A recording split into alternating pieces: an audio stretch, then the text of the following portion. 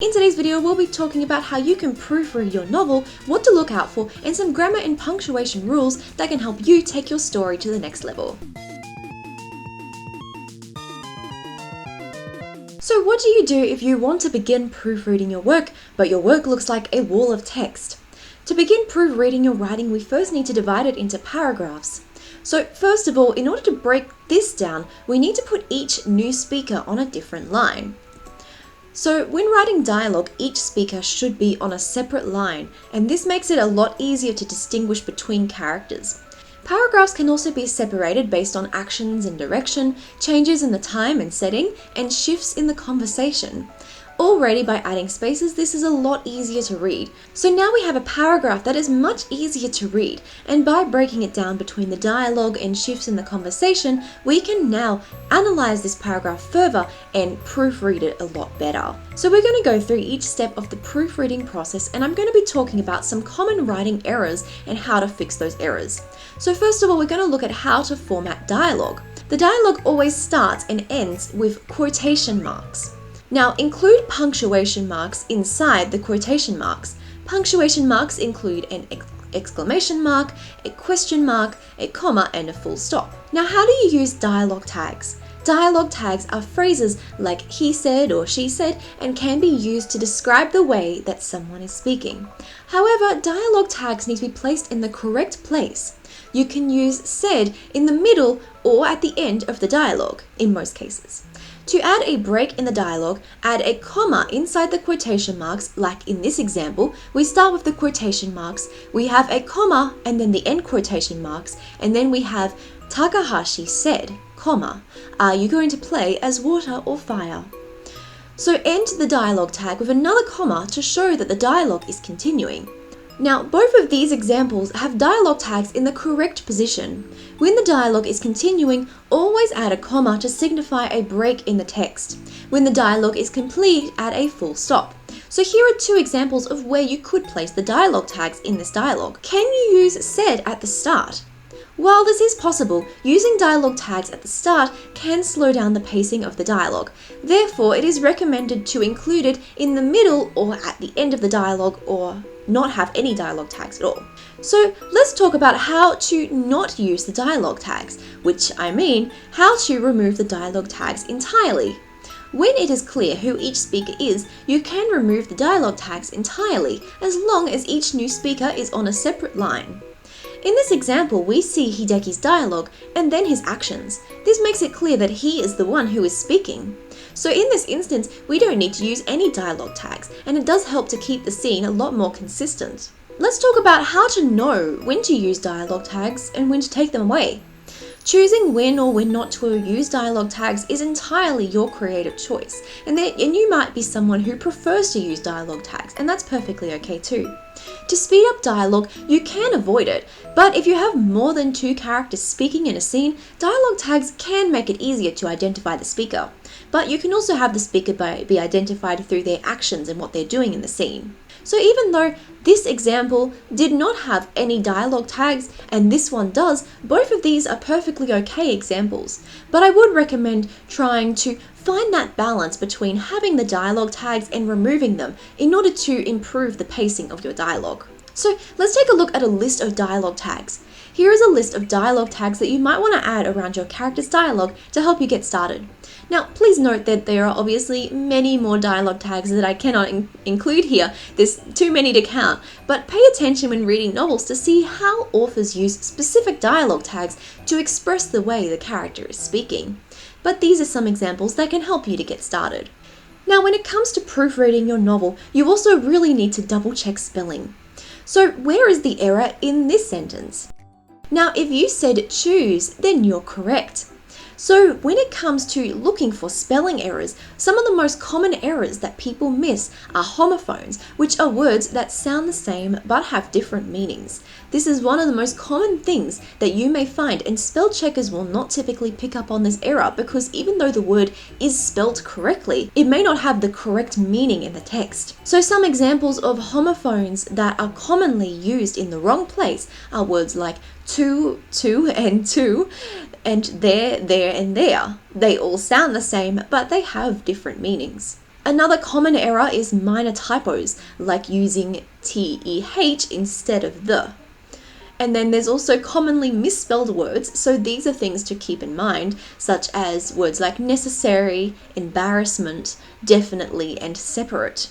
And you also want to keep in mind American versus British English. There are spelling differences, such as words like colour or colour, organise, and travelling, as you can see in this example.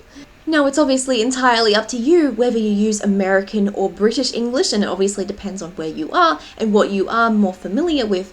However, it's important to ensure that once you choose what kind of English you're going to use, you stay consistent throughout it. So try to avoid switching between British English and American English, and try to ensure that once you have chosen which one you are going to write with, you remain consistent to it. Consistency is one of the most important parts when it comes to proofreading. Now we're going to take a look at how to understand apostrophes. An apostrophe is used to show ownership or to shorten a word. Here are some examples of using apostrophes to shorten words. The apostrophe is used in the place of the omitted letters. This helps to improve the pacing in the story and to speed up the dialogue. So instead of saying it is, you can use its. In this instance, the letter I is removed and replaced with an apostrophe. And here you can see some more examples of how apostrophes are used to shorten a word or to omit letters. So here are some examples of how to use apostrophes to show ownership. To do this, add an apostrophe S to a singular noun, or just add an apostrophe to a plural noun. So here is some examples of how to use apostrophes. That is Alice's book. It is a singular noun. It is just talking about Alice. So we will add an apostrophe S. The book is owned by Alice. It is Alice's book. Now, the second example is the boy's bicycle was new. The bicycle is owned by the boy. It is one boy and he has one bicycle. So it is a singular noun and we will add an apostrophe S. The boy's bicycle was new. And then here we have a plural noun. The girls' running team won the championship. It is plural because the running team is owned by multiple girls. So it is girls with an apostrophe at the end, not another S. The girls' running team won the championship. Now note that there are some irregulars to this rule, and these are names ending in S. So when showing ownership on a name that ends with S, the apostrophe will typically be added to the end without an additional S. So for an example, Thomas's book with just an apostrophe at the end, and Lucas's piano with just an apostrophe at the end, and not an additional S. Words like children's, people's, or women's, these don't follow the typical rule despite being possessive plural. So here are some examples of when and when not to use apostrophes. This can be used to help turn a word into its possessive form. So let's take a look at these examples together. The girls are reading. There is more than one girl, but it is not possessive. They do not own reading, so they are reading. So we do not need to add an apostrophe in this instance. That is the girl's book. The girl owns the book. So in this instance, we add an apostrophe S to show that she owns the book. Those are the girl's books. There are more than one girl and they all own books. So those are the girl's books. Next, let's take a look at when to use commas. Commas are used in a variety of instances to allow breaks in a sentence. So commas are primarily used for these purposes. So let's look at separating items in a list. We bought apples, comma, carrots, comma, and potatoes. I saw a dog, comma, cat, comma, and bird. I brought a rope, comma, hiking boots, comma, and a flashlight. Commas can be also used to join two independent clauses with a conjunction. Independent clauses are two sentences that make sense on their own. The brothers played video games together. Marcus let his younger brother win. These are independent clauses because they both have a complete meaning on their own. We can join these two sentences together with the conjunction and. The brothers played video games together, comma, and Marcus let his younger brother win. To join two independent clauses, you can use the conjunctions for, and, nor, but, or, yet, so. These are known as coordinating conjunctions. There are more types of conjunctions, but for the sake of this video, I wanted to keep it easy enough to follow. But if you are interested in conjunctions, you can do a little bit more research on those. So, commas can be used after a dependent clause. A dependent clause is a sentence that does not make sense on its own and requires an independent clause to give it meaning. So, when I picked up the book, I noticed that some pages were missing. When I picked up the book is not an independent clause. It requires I noticed that some pages were missing to give it more context. So we will use a comma after the dependent clause to join the clauses together. When I picked up the book, comma, I noticed that some pages were missing. Commas can also be used to separate additional information in the sentence.